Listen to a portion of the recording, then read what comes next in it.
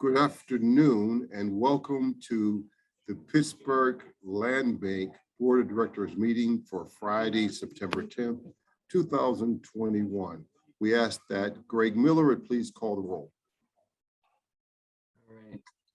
Councilman and Reverend Burgess. Here. Dr. Jamil Bey. Councilman Liddell. Director Doug Anderson. Senator Fontana. Here. Councilman Wilson. Here. Steve Mazza. Wanda Wilson. Present. We do not have quorum. All right, we will go on with an informational meeting. The next order of business is public comment.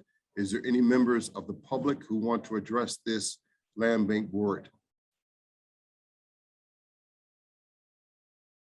Again, is there any members of the public who want to address the Land Bank Board? Seeing none, we'll go to, let me see, where do we go to? We go to minutes, but we don't need minutes. And so I guess we go to my report, which is the, well, I can't ask for authorization, but Greg, you want to begin talking about where we go we go next? Yep. So we can move on to the executive director updates. I can talk about unfortunately, Dr. Walker is unable to join us, so I will be giving the updates on her behalf.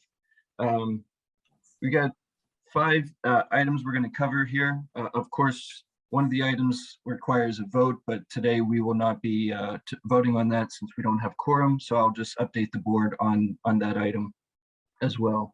But we're going to talk about an MOU that we're working on between the Land Bank and the URA, an MOU that we're working on between the Land Bank and PWSA, an additional agreement that we're working on between the Pittsburgh Land Bank and the City Law Department to address the Pittsburgh Property Reserve inventory. And then we will talk about 6 Boggs Avenue and then our required signage for a property that we are selling. So we'll move on to the first item here. So we are working on an MOU between the Pittsburgh Land Bank and the URA, which basically establishes or codifies a process for us to acquire and dispose of previously URA-owned property. We have an existing agreement in place, the tri-party cooperation agreement between the URA, the Land Bank, and the city. Unfortunately, this agreement doesn't explicitly state how the Land Bank can acquire property owned by either the city or the URA. And so this MOU that we are crafting between the Land Bank and the URA will address that missing piece. And so eventually, once we do amend the tri-party cooperation agreement, we will also be working with the city to ensure that a similar process that we can acquire city-owned property as well. But for the time being, we're just addressing the URA component of that. And so over the next month, I'll be working closely with the URA council team on this specific MOU. I included a draft of this MOU in the board packets for board members to review. Of course, if there's any specific comments or questions that come up now or in the future, we can discuss those in further detail. But I wanted to let you all know that this is an agreement that we are working that will help with the Land Bank's ability to acquire URA-owned property. Our next item here is we're not going to be seeking authorization today, of course, like I said, but we will just update the board. We have also developed an MOU between the Pittsburgh Land Bank and the Pittsburgh Water and Sewer Authority. And this agreement basically establishes, again, similarly, it codifies a process where any properties that we acquire in the future that have a PWSA lien on the property, we are basically engaging in a process where either we can forgo the total amount of money owed to the PWSA or enter a process where we can have a lien satisfaction. with the PWSA. And so basically this will establish any properties that the land bank acquires in the future that are tax delinquent and or PWSA delinquent. This MOU was also included in the board packet for reference. And again, if there's any specific questions now or in the future, the immediate future, please do feel free to contact me directly.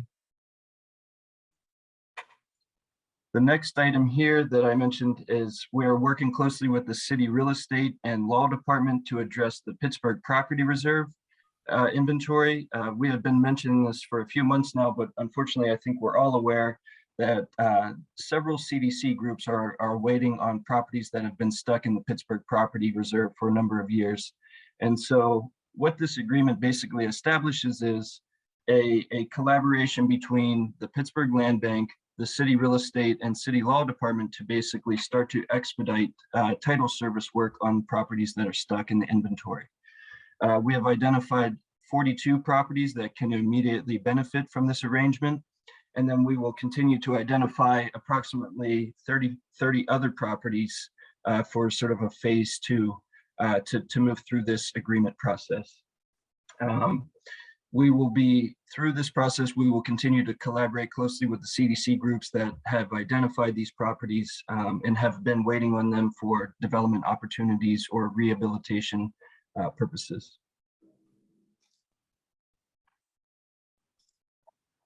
The next item is the Six Bogs Avenue property. This property we have mentioned a few times in the past to the board, but basically we are at a point now where we have had 13 individuals reach out with interest in purchasing the property. They have received property transfer applications, and we received 7 of those applications back. The applications were due on September 30th. It was communicated both online and through email that this would be the due date for those applications. So like I said, 7 property applications have been submitted, and we have been reviewing those submissions internally, but also want to take the opportunity at a future executive session to review those submissions with the board members. Once we select a candidate, we can enter into a sales agreement and disposition process with that selected candidate. The next slide here just gives you a high-level summary of sort of what we received. So you can see 7 individuals reached out, 3 on their own, 3 through a nonprofit entity, and 1 other. And their proposal for the property sort of ran the gamut from office to mixed use or purely residential, but a majority have either proposed a mixed use or residential project, which is in line with our initial assumptions for what the property should be redeveloped as or rehabilitated as. And then lastly, we just wanted to update the board on the PLB public signage that's required of us through the policies and procedures. We are required to post signage on the property that we are selling 30 days in advance of entering into a sales agreement for that particular property. And so basically what the signage requires is who the selected end user is for the property, what the selected end use is, and then it provides an opportunity for the general public to reach out to the land bank and either object, approve, provide comments basically for their thoughts on the disposition of the property. But more importantly, it provides an opportunity for the public to object to the disposition. If we receive 15 or more objections for a property disposition, then we have to pause the sale of the property and convene as a group to basically establish, do we still think that the candidate that we selected for disposition is appropriate? And if not, should we reopen the process and select another end user for that property? This is the signage proposal that we have, working closely with our Pulse fellow Emily and the URA's communications department. We have come up with a simple template to basically illustrate the important information that's required of us for this property. All right, and that's all for the executive director's update. We can move into the financial report update for the board. Again, we can't approve these, but I can present to you what the expenditures were for the month of September. So we had our two common charges, which is the Post Gazette notice and then the Google G Suite. We also had some title service charges from Dickie McCamey for one of our title reports on 243 Meadow Street. And then we also have the monthly charge for the Pulse Fellow.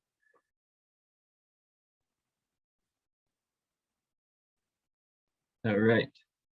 I'll hand it back over to you, Reverend Burgess. Thank you very much. That brings us to our legislative update. Senator Fontana, do you have any updates for us? Yes, a little update here. Last month, there was a meeting of the bicameral bipartisan blight task force in Harrisburg. They listed our bill, Senate Bill 811, as a bill that will be a priority of the task force this fall. I also sent a letter to the Senate Urban Affairs and Housing Committee members requesting this bill be brought up for a vote and listed the following, and then listed the following organizations that are supportive of it, including the Pittsburgh Land Bank, the Urban Redevelopment Authority of Pittsburgh, Pittsburgh Community Reinvestment Group, Housing Alliance of Pennsylvania, Grounded Strategies, Greater Pittsburgh Chamber of Commerce, Pittsburgh Mayor Peduto, Allegheny County Economic Development, Tri-Cog Land Bank, and Pottstown Land Bank. They all have reached out and showed their support to the committee. The committee met on September 28th, but there was no bills passed that will affect the land bank at that time. We're back in October at the end of the month for session, and hopefully we can get a committee meeting scheduled and a vote on this particular bill, but we're pushing. That's all I can tell you. Thank you very much. Always, Senator Fontana, we thank you for your leadership. All right, that brings us to new business. Is there any new business? Seeing none, that brings us back to public comment. If there is any public comment from members of the public having seen this board meeting who wants to ask questions about our agenda or any of our activities. Reverend Burgess, I do want to mention that we do have quorum now. Councilman LaBelle has joined us, so we do have a majority of 5. So if we want to revisit the minutes from September, I leave it up to you how you want to proceed. All right, so if we can do 2 different things. I believe there's only 2 actions necessary. If you, Greg, you can help me with this. I think we need to approve the minutes and then approve the financial report. Everything else were updates. They were not board actions. Am I right? The PWSA, to enter into the PWSA MOU, which establishes our process to basically forgive to work with PWSA on liens, that would be our third authorization. All right, I'll do them one at a time. And I appreciate your willingness. I need an approval of a motion to approve the July 2021 minutes. So moved. Need a second? Second. All in favor, signify by saying aye. Aye. Opposers, nay. Ayes have it, it's approved. Second, authorization to enter into a cooperation agreement, URA and the city for land care, I think. Need a motion for that. A motion to approve PLB and PWSA memorandum of understanding. All right, is there a second? Second. All those in favor, signify by saying aye. Aye. Aye. Opposers, nay. All right, and then last, I think we need a motion to approve the finance report. So moved. Need a Second. second? Second. All those in favor, signify by saying aye. Aye. Opposers, nay. All right, Greg, did I do everything? Yes, Reverend Burgess, that's all. Yep. All right, I need to announce to the public that we will be having an executive session immediately following this. We ask all board members to please come in. We have an executive session immediately following the conclusion of this land bank board meeting. You should already have the Zoom link. And so we'll get off this link and get on to another one. If there is no other announcements, I will entertain a motion to adjourn. So moved. Second. All in favor, signify by saying aye. Aye. Opposers, nay. See you in a minute.